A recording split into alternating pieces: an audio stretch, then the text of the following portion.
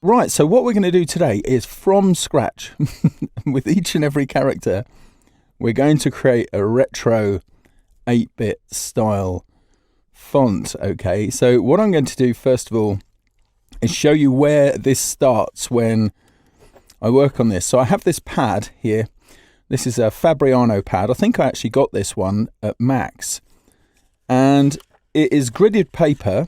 Okay, nice chunky grids like that. Hopefully you can just about see that on there. So really nice chunky grids. And then I start to work on those. So I divide these up like proper old school into 8x8 grids. And then I can start building. And I'll show you, if I just go ahead and move here to the Acrobat, okay, and just go up a few pages here, and I think I'll full screen this for you as well. Okay, so let's just do that. And you should now be seeing that in full color, full black and white, full grayscale. Full grayscale.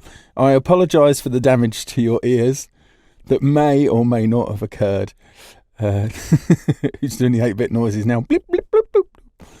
There we are.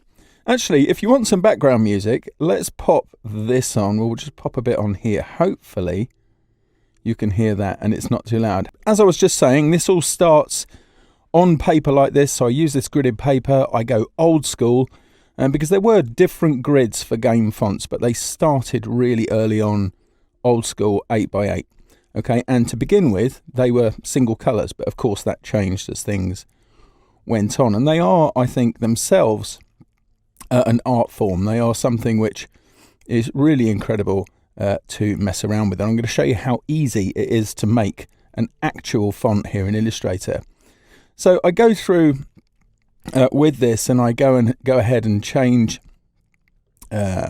loads of different things here once I've done it. So you'll see I do a bit of versioning in there. So there are some things that maybe didn't work out. Qs are difficult characters to get into that grid. Especially if you're using the style that I'm doing here, which is based on MICR. MICR is metallized inks character recognition, and they were a thing from the 1950s, believe it or not, where you had areas and they could be read by machine, okay, as well as the human eye, because they were thinking forwards, of course, as they did. So with this, okay, I draw through all the different characters. You can see loads of variations in there. And like I said, some of them are problematic. And then don't forget the other things such as numerals. And also you need all of your other glyphs as well. And if you want an instance of something based on an MICR font, this was something that for me at the time, because I was alive at the time, Data 70 in 1970, for me, it was like nothing else on earth. I'd never seen...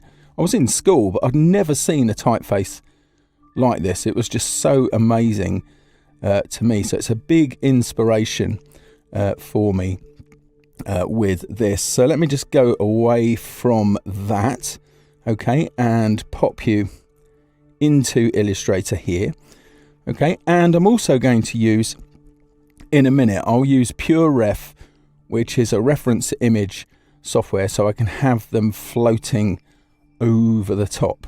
So the thing to do when you're starting out with something like this is to get some guides in, right? That's the number one thing you want to do. And if you want just the bare minimum of guides, okay, you need at least one. Now you can turn anything into a guide. You can, of course, bring them in from the rulers, like so. You can drag them in, nothing wrong with doing that. But what I want to do here is I want to create a local guide, something that is just on this particular artboard and in a specific area. So what I'm going to do is I'm going to get my line tool. So I hit backslash on my keyboard for that. And I'm going to go ahead and draw a line, nice straight line, holding shift for that there like so. And I'll give that the default appearance for the moment, just so that you can see it.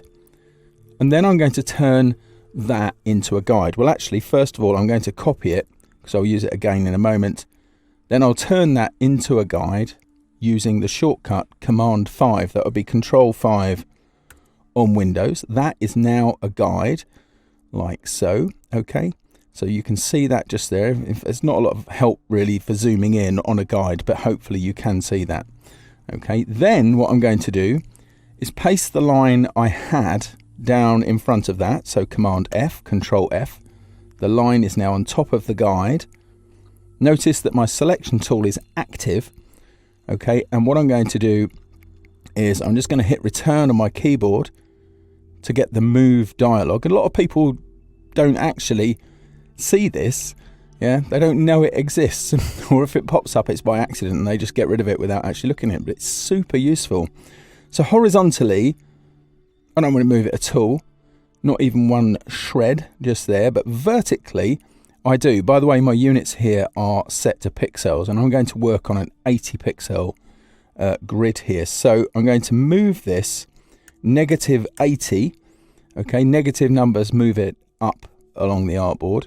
Okay, and positive numbers move it down on the artboard.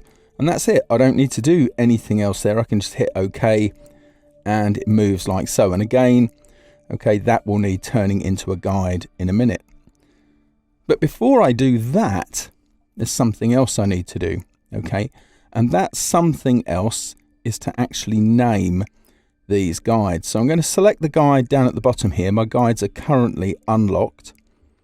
All right, then I'm going to go to the layers panel, and if I twirl open this layer, all right, you'll see line just here. That actually should be saying guide.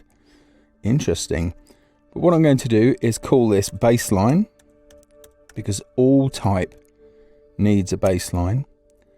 Okay, and then the line above, I'm going to select that, turn that into a guide, Command 5, just there, and we'll call that one X height, with a little hyphen in it there, like so. Those are the two most important things that I actually need if I'm going to build a font. I mean, I could do all of the other things like caps heights and descenders and ascenders, but this, because it's built inside of a grid, it's not going to need any of that stuff. Okay, good. I'm going to lock those. They lock independently because they're not ruler based guides. Of course, I do run the risk here because I'm not using actual guides that it might not like it at the end, but that will be easy to rectify. So that's the main bit of setup I need, those two guides just there. That's kind of the bare minimum. Now I'm going to zoom in on those nice and big like. Okay, I don't need to see my rulers now, so I'll just do Command R to get rid of that. Okay, what I'm going to do next then is I'm going to tap M here because I need a rectangle. Okay, well, to be more specific, I need a square. Okay, so I'm going to do that and come along and just click on my artboard, and I'm going to do this 80 by 80, right, like that. Nice, easy, boom. I've got exactly what I need, and then I'm going to drag that up and align it with my guides just there. Okay, now what I could have done if I wanted to align it perfectly, okay, would have been to go ahead and note the coordinates of these guides, but that's just fine the way it is. What I'm going to do now is I'm actually going to remove the stroke and fill. Okay, so I've just removed the stroke by hitting slash on my keyboard, and you can see that fill is in front at the bottom of the toolbox. If I tap X now to swap that out, okay, to the stroke there, and hit the slash key again, okay, now that they're both there, everything's there, okay, but now it has no immediate visual appearance. I'm going to go up to the object menu just here. Okay, I'm going to come down to the path menu and choose split into grid, and this super handy dialog appears, and I would like 8 rows on there with no gutter in there, and I'll come across to columns. It beeps at me when I do that. I have no idea why. I've asked the team about it. Why does it beep at me? And I don't think I've received a satisfactory answer to date. But if I do preview, just here's beeping at me again. I don't know why. Okay, so there we go. 8 and 8, and you can see they're 10 pixels. To be honest, if I wanted to do this, because it's vector, if I wanted to do it 8 pixels by 8 pixels, I could. Yeah, it's just kind of easier for you to see if we do it this way. Okay, so now I've got that. I've got a grid here, like so, which we can see. It's got some visual attribute just there. I'm then going to turn it into a live paint object, because that's going to be the key to this. With you watching me draw 27 different characters plus a few bits of punctuation and so on, we need to make it quick, right? But also it's good to make these things quick. So what I'm going to do then is hold down Option and Command, that would be Alt and Control on Windows, and tap X on my keyboard, and it becomes a live paint group. The giveaway is that it gets these super special little corners on here. If I just zoom in, you should be able to see that zoomed there like so, hopefully anyway. Not entirely sure. Doing this a different way to the way I normally do. Okay, but there you go, or normally on other platforms. Now, of course, I've got it here so I can't see that much, but I will be able to see it while it's active, and that's just fine. I'm then going to go ahead and zoom out here, okay, so I can see my entire document. In fact, Command 0, Control 0 to do that would be the quickest way. I'm going to hold down the Option key and the Shift key and drag one across like so. I don't think I actually created a copy there. So do you know what? I'm going to use the Move tool here. This time I'm going to move it horizontally by 100 pixels because it's 80 square. Vertically, I'm not going to move it at all. And I'm going to create a copy. Okay, so what I'm going to do is not click copy at the bottom. I'm going to hold down Alt or Option. Okay, and then just hit return and it makes me a copy. Now I'm going to switch to outline mode so you can see these things actually happening, and then just Command D that all the way along like that. That will get us quite a way there, and then we can always adapt others as we go on. Okay, good. Right, so Command Y to go back into that, and then, okay, what I might, do you know what I might do? Is I'll leave it as it is. There we go. We'll go into the very first one here because we know how far they are and we get a little preview anyway when we go over. So next, we're going to need some characters. We're going to need to draw some characters, and we're possibly going to need some colours as well. I think colours would be a good idea to have here, and let's go super gradient. First off then, before we actually start drawing or creating anything, would be to choose some colours. Okay, so what I'm going to do here is choose sort of a root colour. I think I'll use my swatches for this. I think my root colour is going to be kind of green. I'm not worried about it filling in all those things there, that's just fine. Just green for the moment. Okay, while I sort the colours out, maybe a slightly lighter green than that. Mind you, that's not too bad. Let's mix it up a little bit more. Here we'll go for the colour panel and show all the options. Just there, I think just a bit lighter would be good, and a shade more towards yellow, but not too far. What do you reckon? Something like that? How does that sound? How does it sound? It sounds like this. Nothing. How does it look? It's really what I should be asking. I think that's all right, actually. That's not a bad colour. I'm going to go to my colour guide. It will hopefully load that colour into the base colour just there, which it has. So, but I was just showing that if it hadn't, you can simply click on it and then it will be added just there. Right, and what I want to do is create a colour harmony around that colour. So I'm going to use the drop down just here because I think I'm going to want something that's kind of split apart. Now, the ideal split apart would be something like a triad just there, or maybe even a tetrad. And then we can come down into these ones just here, so sort of high contrast. So there's a whole bunch of different things I might have. They've got to be kind of samey in some ways because I'm going to need them to stand out.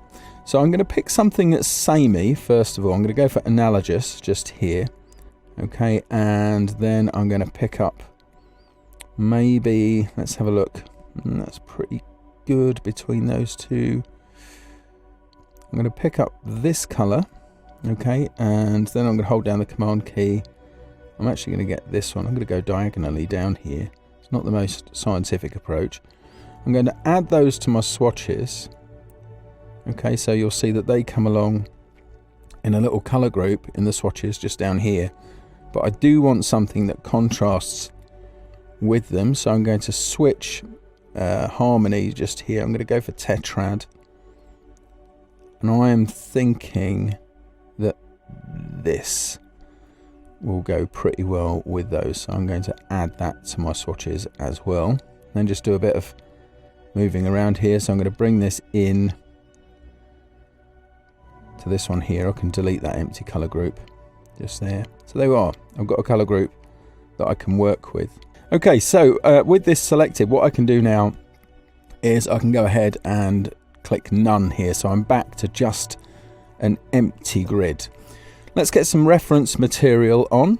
Okay, so what I'm going to do here is I'm going to call for pure ref, which is normally the thing I use when I'm working on a single screen. Now I am actually working on a dual monitor, but you won't be able to see it if I do that. So if I'm working on my laptop, I'll use pure ref because it sits and floats on top.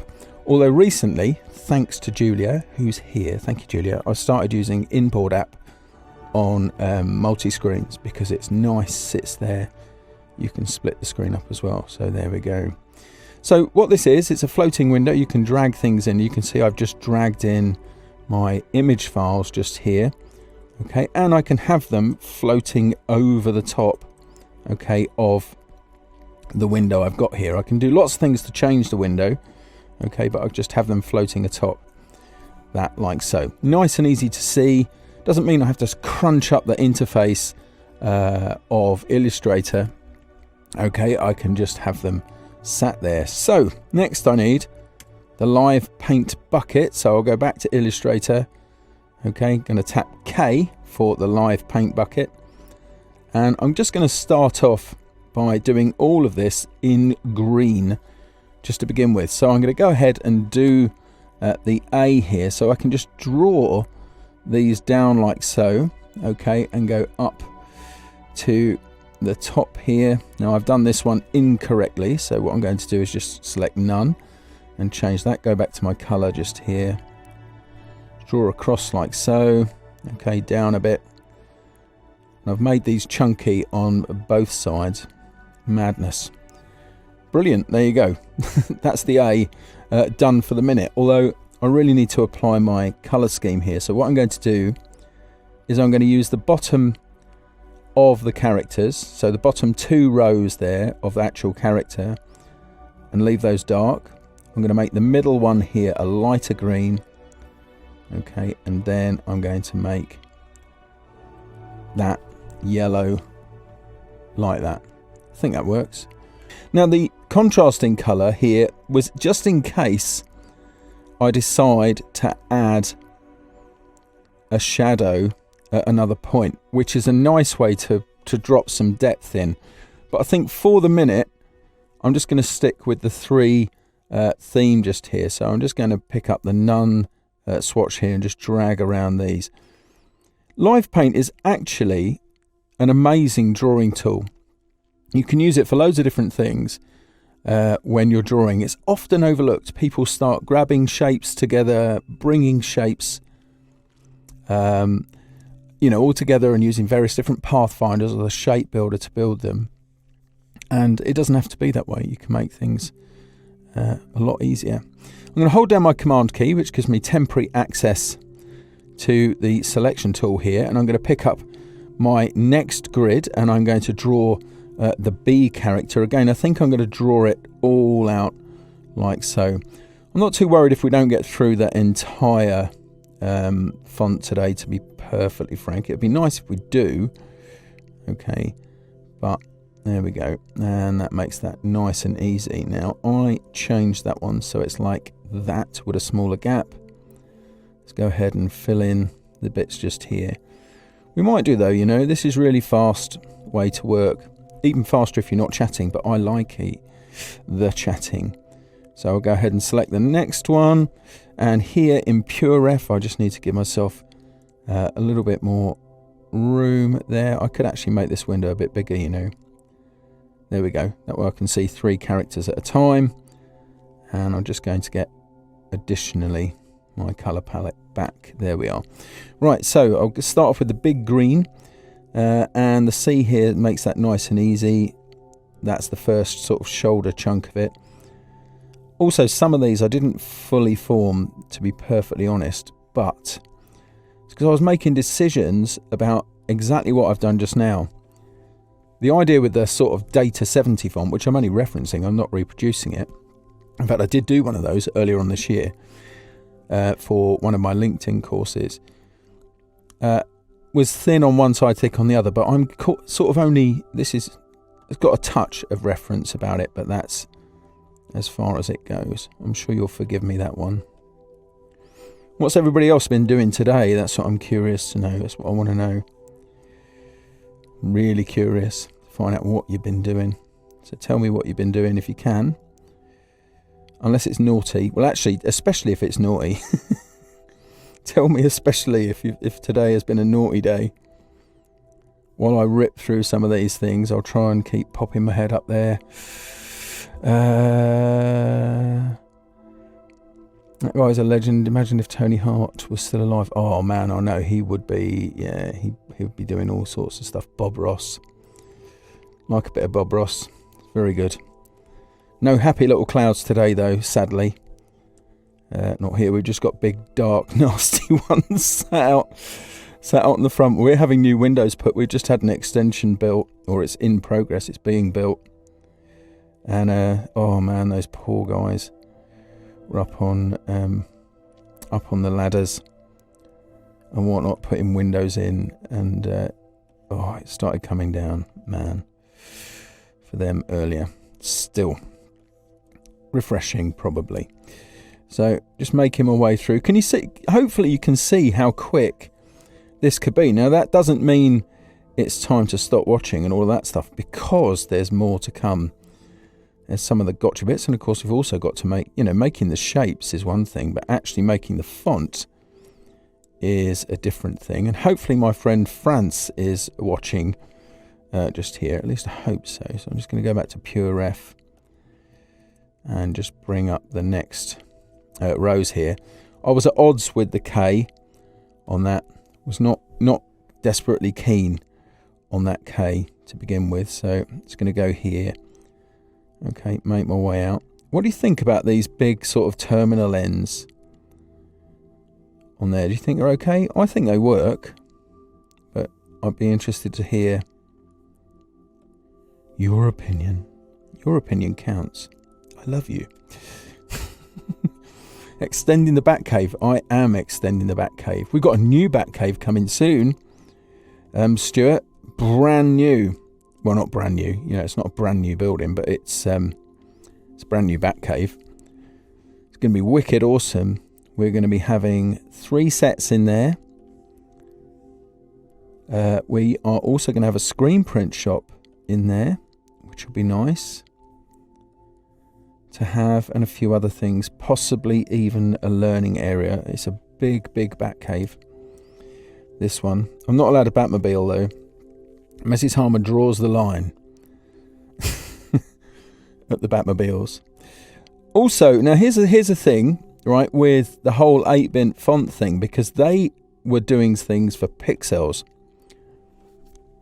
and there were considerations for that. For a monospaced font, it's actually quite tricky to do, and they really have challenges. Yeah, lots of challenges.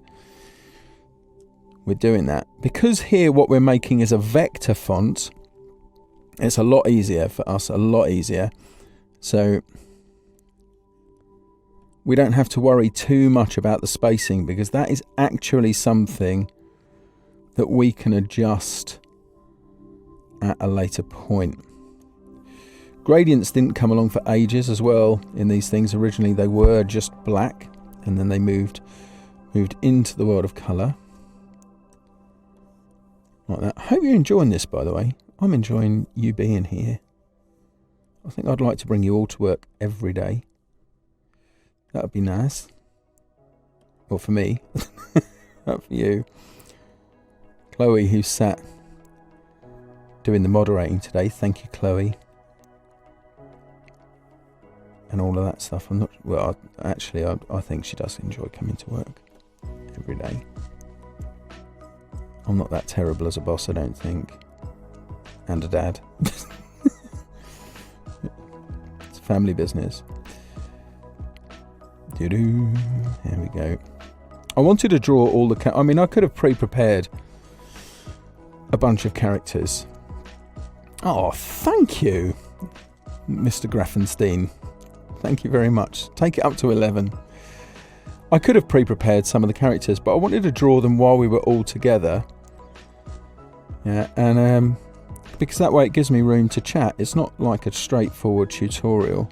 Just there. I meant to pan then, not move the content. So now M is another character that's tricky. If you look at the thing on Instagram, I had for this, you can see that I really, and here, and in fact in a number of places, I really struggled with the N and the M. And then I thought, you know, I'm not breaking the box enough. Really, I'm not kind of going through. I was sticking to the 8 grid and thinking, oh, I don't need to do that at all. Yeah, so I went out this way and did this, because you've got that division where you've got an awkward division in a grid of 8 to contend with. Yeah, and you can see what the problem is. If I was going to have a shadow on these, I would have a little bit of a problem. Just there, I might need to move one of those grids earlier. In fact, I might even use the native grids. Also, I'm going over here and picking the colours, and what I could do, of course, is just use the arrow keys on my keyboard to go to the next colour. So I'll just do that this time. There we go, like that, and across 2, I think, for this small thing. Imagine what it was like working out these gradients and things back when this had to be built, you know, with more than skill and imagination and a lot of work. Now, I am going to use the N that I've patterned up, that's currently up in the sort of top right corner of the screen, on the Pure F screen just there. I'm going to use that one. I may change my mind later on, but it's not a big deal if I do change my mind, because when you see when we're making the actual font, it's something I can update. So it's, for me, it's what I want for now. If it will be what I want for the Evers, who knows. So where am I at now? I'm at O. Now I'm going to do this one all in green, because this is another one that's tricky. The letter O. Now I've decided to go thick wedge on both sides with a simple thin horizontal, which was sort of the rule I made up with this. But of course, rules are meant to be bent and broken.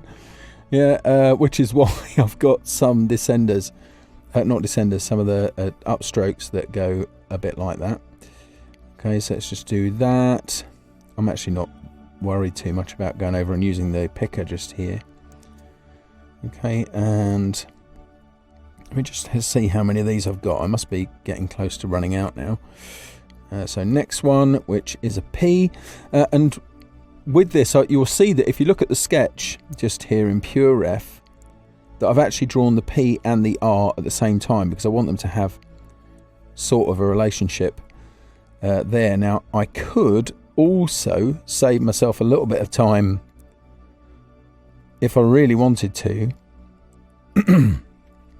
Okay, and simply duplicate this and just add the bits from the R. Could do that, not going to, but the thought was there that I might want to do that. Okay, so not bad. That's doing all right just there. Let's go ahead and repeat that for your enjoyment. And there we go. Oh, I forgot that bit. There we are. And for my R, I decided to go I decided to do a long, thin, and then a wedge there. And of course I need to change the colour. What do you think? Do you think that if I just deselect that a minute?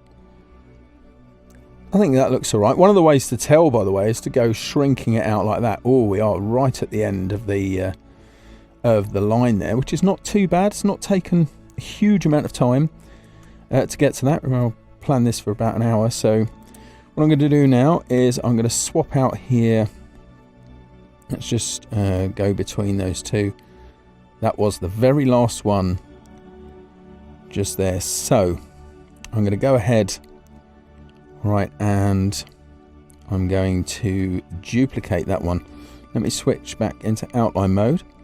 I'm going to move this by a predictable amount. So horizontally, I'm going to move this by 0. Okay, vertically, I'm going to move this by 140 pixels and copy that down like so. Okay, then I'm going to do that again. This time I'm going to move it by 100. Minus 100, needs to go backwards. Ooh. And vertically 0. And option return. And then we can zoom out a bit and do Command D, D, D, D, D, D, D, D, D, D, D, D, D, D, D, like that. Yay. Good, good, good, good, good. Thank you. I'm glad you like the P. It's good. Very Atari 1600. That's the name of the game. There is a book on this. I've got it somewhere on game font design. Written by a fab Japanese author. So where are we up to here? Ah, Q. The letter Q. Oh, many different iterations. So I think... So this is my first one just here. I just don't like that. Now, I've I've got numerals here as well, so I've thought of 0. Okay, but I've done a slightly different version just here. Let's give that a go and see how that works. I don't know if my friend Natalie's here today. Natalie Huthia. Hope so. Hope you're here, Natalie. So, paint bucket. And let's start making this Q character. So I'm just going to start off with the bits at the top here and the bottom, and then I'm going to go ahead, do the sides. Now with this one, I kind of figured a switch. So I wanted something that came into the character like that, but then had this bit on the side, and I'm not sure if that's really Q-like at all. The alternative was for me to do that. Now, again, it's a vector font, so I could Harmador 64, a Tony 1600. I love it. Harmstrad 6128. Alexandre, bonjour. I can break the grid, you know, it's my own rules here. I can do whatever I think is necessary. Now, you see, I do wonder if I trim... So it's hard choices. Hard choices to make just there. I mean, because we kind of think of that descender. I think I'm going to go with that, I reckon, for the minute. That's what I think.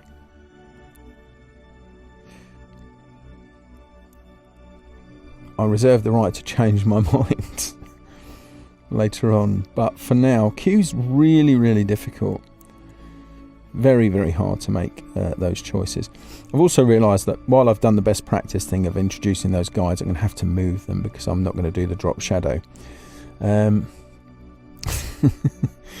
So Stuart's saying that Sir Clive Sinker lived in St Ives. St Ives, Cambridgeshire, or St Ives in the southwest?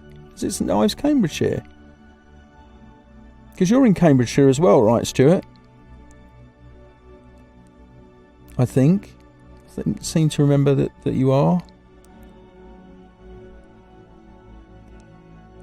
I did not know that. If that's the case, didn't, honestly, no clue that was the way it was, that he lived there. But we only lived, we only moved here at the end of 2017. In fact, December the 1st, 2017, just 30 days before I left Adobe. Well, actually, I left on the 4th. We moved here on the 1st, handed in my notice on the 4th, and left shortly thereafter.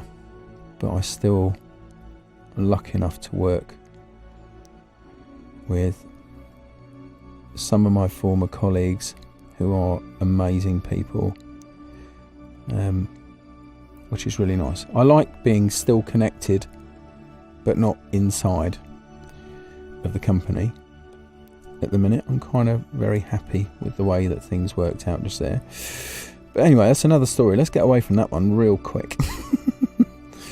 Now, the U, I've decided to go thick both sides. Not the only character that does that. The H character does that, and so on. It's not like we're designing for other kinds of fonts where those are considerations you really have. This is kind of breaking all of those rules there. But the V, which if I zoom out here in Pure F, so let's go back to Pure F. Can you see how handy this thing is, by the way, to be able to do this and just kind of zoom in? I could make the images there bigger as well if I wanted to. Now the V is a thing of much deliberation, as is the Y and the X. In fact, all of the main problems pop up at this end of the alphabet, really. So what I decided to do with this was lean into the left with this. So I'm starting just here. I went long, spacer, and then just 3 there for a spacer, so I could kind of build out like so. And this is one of those things that you kind of have to test.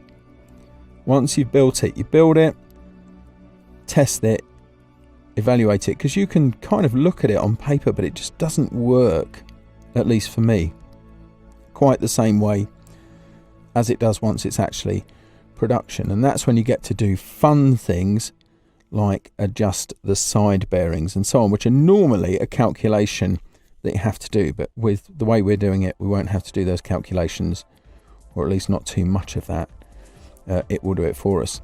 So here comes the W. Again, I decided to depart from just inverting the M, which is what would have kind of happened here. You can see that it's flipped across the X-axis there. I decided to depart from that and actually build that out a bit like so. Alright, so we've got those nice chunky bits on the side. Then you're into the realm of X. So many variations of this one as well, but nowhere near as many as Y, which is not a lot of fun. So I started out like this. I then allowed myself a 3 spacer just there. So as I'm painting it across, I'm trying to give you an idea of how I was thinking about this, because I was actually thinking about it as I was doing it. So I started to build across like that, but it doesn't work. So I went down and across like that. Okay, so, and then from there, the opposite is true. And that's where I went to, but it just didn't seem quite right to me. So I decided to balance it differently. Okay, and just make that bottom bit chunkier than the top. And if you look at some of that, if you actually analyze in detail some of the old game fonts themselves, there's all sorts of strange things, especially when you see them magnified. You see some of the pixels, what appears to be a stray pixel, the character wouldn't work without it, and especially when you're in the realms of lowercase, that challenge itself. Let's go in and color this up. So there's my rule just there. Okay, that's that one and that one. Ooh, get in there. The numerals and punctuation before you actually know it. Okay, so let's go back to my command key just here. Here comes the Y. Oh man.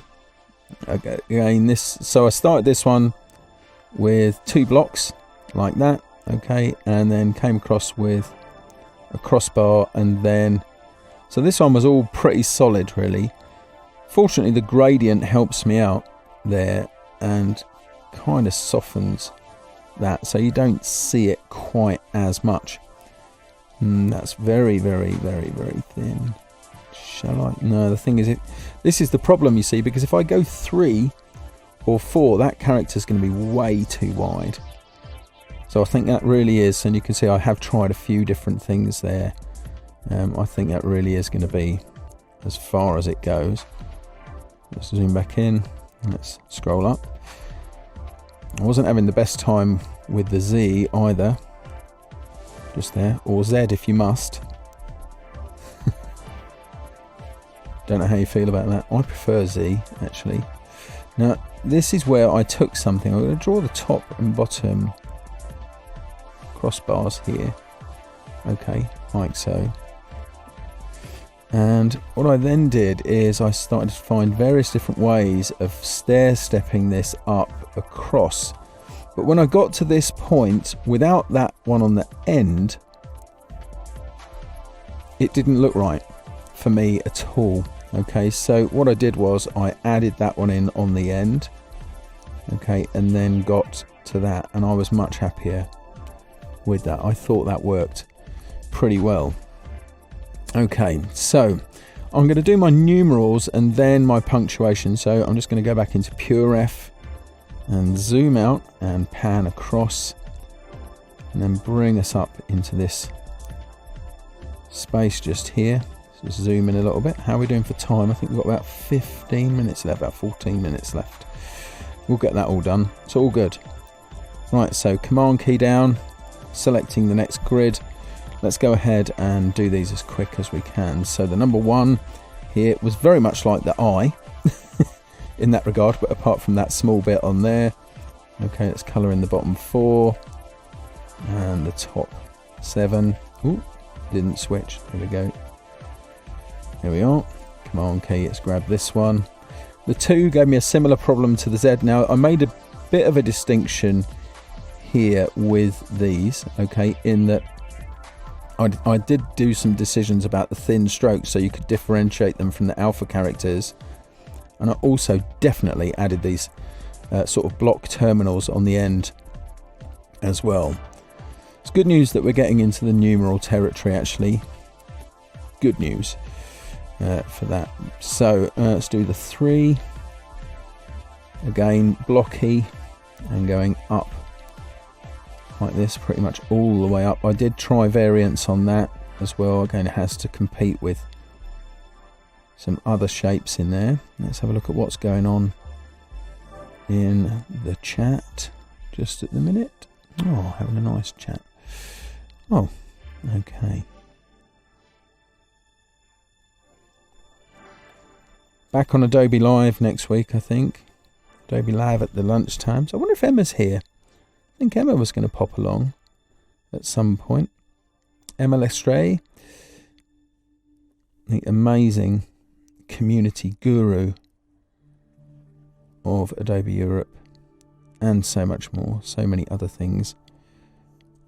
Amazing young individual. The 5, some of these were flipped versions of earlier characters here. Now this one, like so, that's working pretty well. That's clearly a 5 just there, just 1 pixel there. That's a pixel. They're not really pixels. 1, oops a daisy. Let's go back. Why are we not panning? We should be panning. That's because I'm holding down the wrong key, because I'm thinking I'm in this window over here. And Command key and grab that one. So 6, pretty straightforward. When you're doing the numbers like this reminds me of like microgrammar. You know that font? Microgrammar and Eurostyle. Let's pick that up. Eurostyle, good one. Great stuff. So in with the lines. Tricks coming up in a minute on how to get this sorted. I don't think I'm going to get into the punctuation. I'm not going to bother doing the punctuation just at the moment. I want to just get this cleared the way it is. So Here comes the 7. I am going to do the numerals though. So this one had a block and then started working its way across like this. Okay, and then just straight across the top like that. I think that looks like a 7. So just in here and then colour these up. Oh man, I keep not quite clicking on there. It's annoying. But probably more so for you. Oh, look, we've reached the end of another line. Oh my word. Right, okay, so I'm going to go ahead and select this one. All right, I'm going to switch into outline mode because it will be easier to see. Oh no, I've got 2 more left. Well, that will make things... Could probably get... What I'm going to do is add... No, I'm going to carry on as I am. I'm just going to do the 8 and the 9 there just for the minute. Although you'll see I gave the 0 a completely different treatment. In fact, I might make that as well. And then just move these around. So I'm going to select this one here. Okay, get my live paint bucket and my green colour. So this one's pretty straightforward. Chunk. Oh. Chunk there like so. Gareth's just found the amusing additions from you lot with your different versions of my computer. What's your computer game name? Oh man. And the 9, which I'm going to just cycle through. Oops, wrong one. There we go. Perfect. I hope you're all doing all right, by the way, wherever you are in the country / world. And I hope you're enjoying this, because I do plan on doing some more. So, kind of hoping that'll be that way. Right, what I'm going to do here is I'm just going to duplicate this one again. So with this one selected, okay, I'm just going to get the move tool, hit return. I'm going to change it from -100 to 100 and then make a copy of that. Okay, I'm then just going to nuke all of the bits that are currently in there. Don't really like using that term. But anyway, right, so I'm going to switch to my live paint bucket and let's just draw that 0. So this is really, really straightforward. Bosh. There in that, like so. Let's just drop the gradient parts in. Like so. Fantastic. Good. Right, so what happens next is this. I can just get rid of PureRef just now. So I'm just going to do that by using my HUD just here. Let's go back. What happens next is this. Okay, first of all, I'm just going to select all of these things. That queue does not work. But anyway, I am actually going to clear my existing guides here. So I'm just going to make sure they're unlocked, which they are anyway. So there we go. Let's get that one. I am going to use the rulers for this. In fact, because I did them as artwork, they are locked separately. So I'm going to pick up that one and that one. Okay, and I'm going to delete them. I'm going to go back to the rulers here, or first, actually, I'll do the other bit. So let me zoom out. Okay, we're doing pretty good. We'll get this done. We'll zoom out. Okay, I am going to select all of these things. I am going to go to the properties panel just here, and I'm going to hit expand. Okay, like so. So they have all been expanded. Now, I do need to do a little bit of extra work here because I don't want to keep them just like that. So the way to actually do this successfully, I think, is to select all of them. Okay, I'm then going to go to my pathfinders here and I'm going to choose this operation, merge. Merge will blend similar, or will merge similar colors together and leave them as discrete objects here. So if I just go ahead and choose that, okay, it does that. It turns them all into a group, however.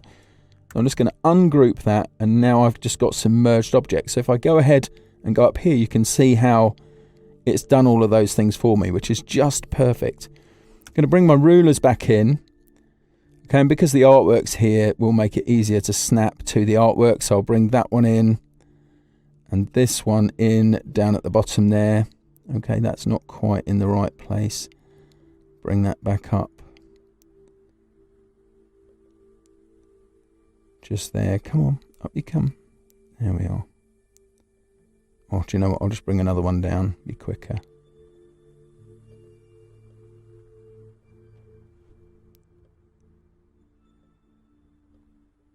For some reason, I'm not getting the preview that I'm actually expecting. I should be able to nudge that down, however. Oh, okay. I'll do that for that one there. Okay, I'm going to bring this one down like so and connect to the top just there. And does that sometimes. I don't know why that is. It's only recent it's sort of started acting up. And this one here, I'm going to delete that. Okay, right now I'm going to pop into the layers panel, do a quick bit of naming here so I can find out which guide it is. They'll be in this order. So I'll call this one baseline, like so. The one above that will be X height, there, like so. The one above that will be baseline. And I can confirm that by turning it off and then on again. Okay, and then X height just here. All right. Oh, let me just put that little hyphen in between the two. I think that is important actually. I'm not in that. I've called it X8. Oh man.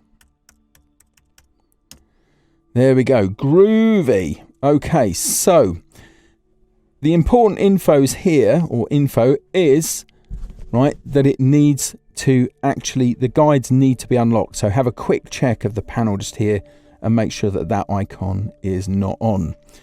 I'm then going to go up to the window menu and come down to my extensions and use the amazing Fontself maker here, which is remarkably cheap. And I think they've actually got a deal on a bit more, for a little bit more. I was reading something at the same time. Do check it out. You can use it for Photoshop and for Illustrator, right? Or you can just buy it for Illustrator on its own if you want to. Amazing piece of kit. If you've ever seen me, you might have seen me demonstrate this. In fact, quite a lot of you in here, most of you, the ones that I can see that are chatting anyway, will have seen me demonstrate this before on Adobe Live. So what I'm going to do here is, this is another one of my fonts. This is called Typetomic here. Okay, but I'm going to do a new font just here. Okay, so new font. What I can then do, now I've kind of not got a great deal of screen real estate there. Okay, I'm going to select all of those things there. Now I should have named them as well. That's something else I should have done. So each one of these things here, by the way, should be a little group, and I should name that group. In fact, that's showing that all of those are still grouped. Let me just ungroup those just there and make sure I've got the individual characters. So ideally, what you would do is you go ahead and you group all of these things. In fact, that's actually going to be very, very important. So I'm just going to temporarily lock my guides for a minute and just go ahead and group at least the first few here, because we are running out of time. In fact, that will do, those 5 just there, and group them. I'm going to go back and unlock my guides, and then going to select the ones that I've grouped along with the guides and drag those into the panel. Okay, so here I can say that these are, I'll need to get the whole panel up. There we go. This is tricky on this size screen. Let's try and do that again. So we'll grab all of those things there, drag those, any character, because it doesn't know what they are because the groups haven't been named. It still allows you to do that because you can then go on and just type in the actual characters here, upper and lowercase. So this is uppercase only, so you'll notice I'm typing these things all in uppercase underneath it. If I had lowercase, then I'd type those underneath it. But ideally, you should be going into the layers panel, all right, and going ahead and changing that. In this field here, okay, I could actually type. So what can I make out of that? Cab. There you go. Or CAD. Cab. Or better still, Ace. Now, once you've gone ahead and you've done the whole thing, yeah, then you can just go ahead and install that, and it will install it in Illustrator. And when you're happy with using it in there, because I recommend you do it, use it in there a little bit first of all, okay? Then what you can do is you can go ahead and actually save that out, okay, as a font. Now, color fonts won't work in everything, otherwise they get changed to grayscale, so bear that in mind. But there you are. That's how you can make an 8-bit font in Illustrator in not too much time. Okay, that's it. We are done. I really hope you've enjoyed that. Thank you so much for coming, everybody. It's been really good.